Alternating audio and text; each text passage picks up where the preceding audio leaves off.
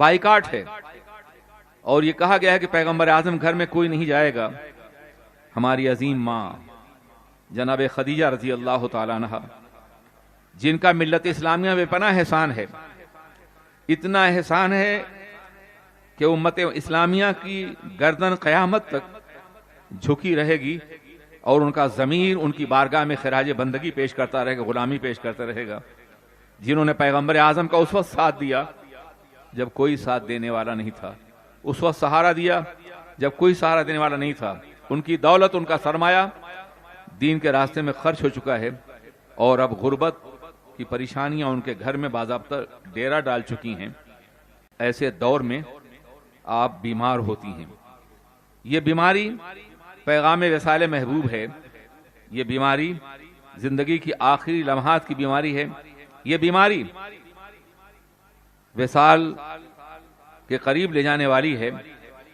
آپ کی ایک سحری جناب عتم ہیں، انہوں نے جب انہیں محسوس ہوا کہ آپ بیمار ہیں اور مکے کی گلیوں میں عجیب طرح کے مشورے ہو رہے ہیں، تو بڑی خاموشی کے ساتھ چھپتی چھپاتی جناب خدیجہ رضی اللہ تعالیٰ عنہ کے دولت قدے پہ حاضر ہوئیں اور عرض کیا، خدیجہ ابھی اسلام نہیں لائی تھی وہ، خدیجہ میں تمہاری دشمن نہیں ہوں، سہیلی ہوں، بچپنا ایک ساتھ گزرا ہے، ہم نے ایک گلیوں میں پروان چڑھ کر کے زندگی کی منزلیں طے کی ہیں، مجھے تم سے بے پناہ محبت ہے۔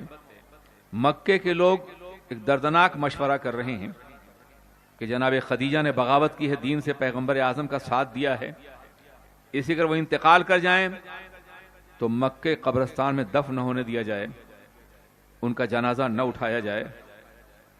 یہ سن کر کے میں آئی ہوں، مجھ کو گواہ بنا کر کے ایک مرتبہ یہ کہہ دو کہ میں نے رسول پاک کا کلمہ نادانی سے پڑھ لیا تھا، تو میں پورے مکے میں اعلان کرتی پھروں گی، اور پھر مکہ اپنے محسن اعظم خویلد کی بیٹی کا جنازہ بڑے اہتمام کے ساتھ اٹھائے گا۔ جناب خدیجہ پاک نے سنا مرض الوصال میں ہیں، مگر اٹھ بیٹھی اور یقین کا نور ان کی پیشانی پہ نمایاں تھا۔ وہ کہہ رہی تھی، عتم کیا کہہ رہی ہو تم؟ میں نے اپنے رسول کا کلمہ نادانی سے پڑھا ہے، سنو، عقل و شعور کی تمام تر منزلوں نے ہزاروں بار میرے قدموں کو بوسہ دیا ہوگا، تب میں نے یہ کلمہ پڑھا ہے۔ تم یہ کہہ رہی ہو کہ مکے والے میرا جنازہ نہیں اٹھائیں گے، مجھے اپنے رب کی غیرت پہ بھروسہ ہے کہ زمین مکہ میرے لیے خلد کی زمین بن جائے گی۔ مکے کی زمین میں دفن نہ کیا گیا تو خلد رحمت کی زمین میں دفن کیا جائے گا۔ مکے والے غسل نہیں دیں گے تو حوریان بہشتی غسل دیں گی۔ مجھے اپنے رب کی غیرت پہ بھروسہ ہے کہ میرا رب مجھے رسوا نہیں کرے گا۔ جناب عتم نے یہ سنا اور انہوں نے پڑھ لیا لا الہ الا اللہ محمد الرسول اللہ۔ بڑی حیرت ہوئی جناب خدیجہ کو کہ میں تو دین سے واپس کرنے کی بات کرنے آئی تھی، گھر لوٹنے کی بات کرنے آئی تھی۔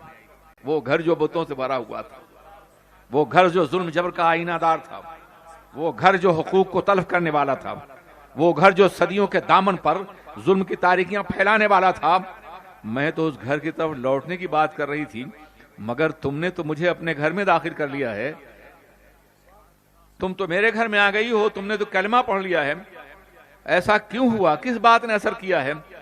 تو جناب عتم نے کہا، خدیجہ، جو مذہب اپنے ماننے والوں کو ایک ایسا یقین دیتا ہو کہ موت کا دردناک لمحہ بھی مذہب کے چہرے کو مزمحل نہ کر سکے، وہ مذہب جھوٹا نہیں ہو سکتا ہے۔